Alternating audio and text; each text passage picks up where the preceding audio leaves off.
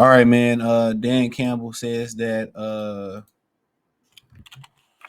Sean Payton is going to try to embarrass the Detroit Lions on on Saturday, 8:15 at Ford Field. I'm not sure I'll be able to watch that game live. I'll be out of well, technically out of town. I'll be going up a little bit north of Detroit um, for some family festivities.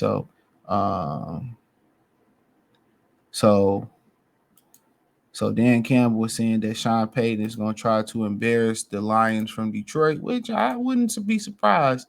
They got problems that coaching can't fix right now. Um, yeah, they got problems that coaching can't fix right now. Yep. Um, and that's just the God honest truth.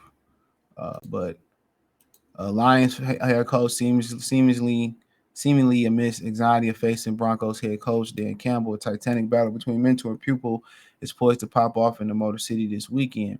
Denver head coach Sean Payton has a long history with Detroit Lions head coach Dan Campbell. Payton was with the New York Giants quarterback coach at the time, later offensive coordinator, but Campbell's tight end was drafted by the team in the third round back in 1999. As a player, Campbell followed Payton along his coaching trail through 3 NFL stops, including one last go-around in New Orleans the year they won it all, although Campbell suffered a career-ending injury in training camp. And Payton still made sure he got a Super Bowl ring. That's real. Following his playing career, the fiery Campbell entered the NFL coaching ranks as an intern with the Miami Dolphins.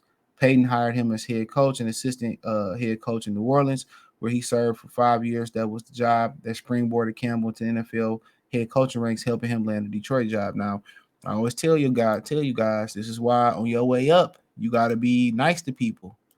This is why I ain't saying you got to kiss nobody ass, but it's this world is about all who you know, how people receive you, the recommendations that you get. It ain't just to get into college or get into Pacific High School or the fraternity got connections or give you a recommendation for a job or a career.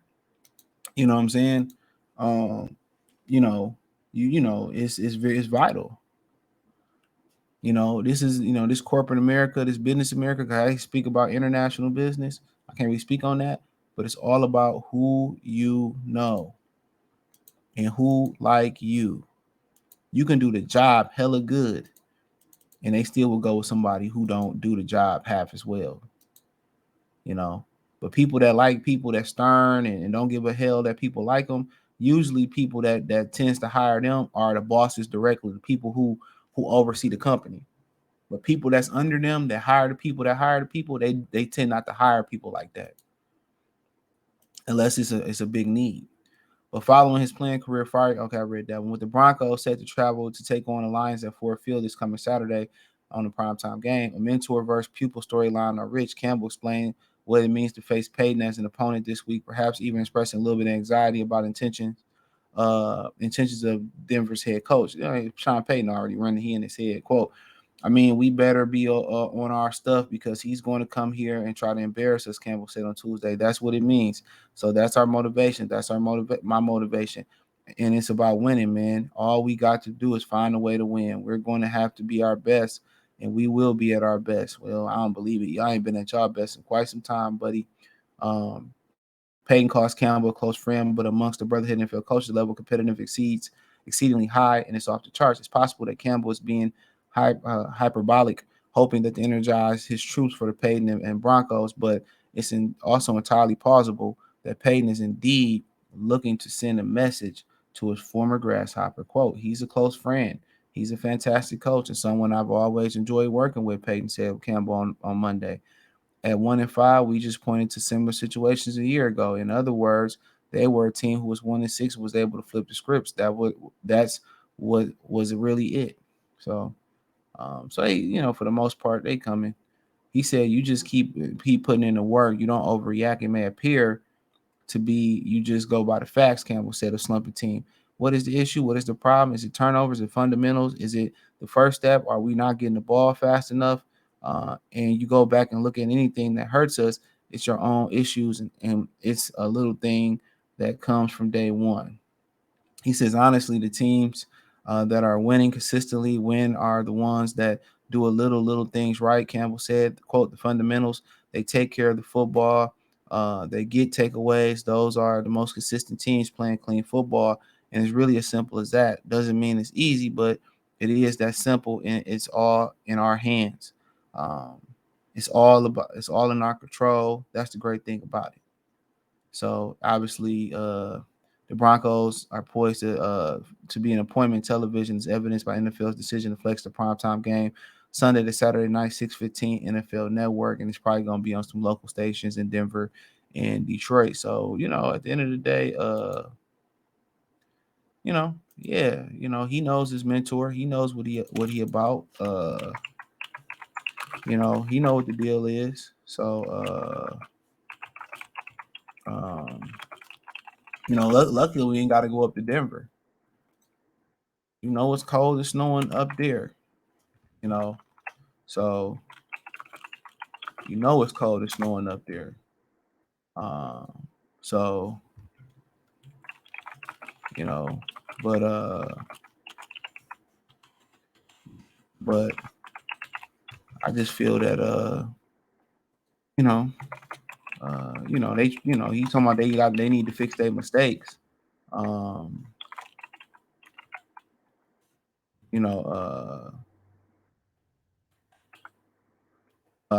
they got a lot of mistakes to fix, but the glaring one is Jared Goff, and I don't think that's fixable right now. And the crazy thing about it is, if you got a 25% decent quarterback, most NFL teams gonna keep him around and overpay him because they scared to make change, and that's gonna show us really who Brad Holmes is his decision and what he do with what he does with Jared Goff if he continues this erratic play. And I think he gonna remain loyal to him. I mean, it was a good sign him going to pick up and sign him to draft Hendon Hooker. That was an amazing sign. But I just think that he gonna keep him around, and that's gonna be his detriment. Most NFLs do the same. Teams do the same thing. It's so much a lack of quality quarterback play that they just stick to what they know. Look at them for all them years they stuck with Stafford, and everybody knew Stafford couldn't get them a dub. Wasn't gonna lead them nowhere. People look what he did in LA. In LA, he literally had a fucking super team. They literally had a super team.